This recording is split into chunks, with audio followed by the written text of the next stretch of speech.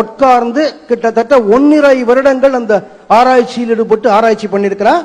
தம்பி, திருக்குறள்ல தலைப்புகள் நீங்களாக மொத்தம் எத்தனை எழுத்துக்கள் பயன்படுத்தப்பட்டிருக்கிறது? 40,900 எழுத்துக்கள். இவற்றில் உயிரெழுத்துக்கள் எவ்வளவு? 3074. ஆயுத எழுத்துக்கள் எவ்வளவு? 50.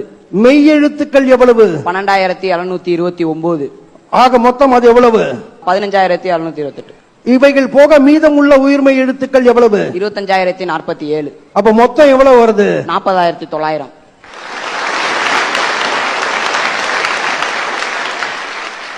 உயிரெழுத்துக்களில் அதிகமாக வரும் எழுத்து எது? ஆ 802 முறை வந்துள்ளது. 802 முறை. ரைட். உயிரெழுத்துக்களில் குறைவாக வரும் எழுத்து எது? ஐ 16 முறை வந்துள்ளது. திருக்குறளில் பயன்படுத்தப்படாத எழுத்து எது? ஔ. வள்ளுவர் பயன்படுத்தலையா? அதுக்கு பதிலாக ஆ யு என்றுதான் பயன்படுத்தியுள்ளார். ஔன்னு பயன்படுத்தாம ஆ யுன்னு பயன்படுத்தி இருக்கிறார். மெய் எழுத்துக்களில் அதிகமாக வரும் எழுத்து எது?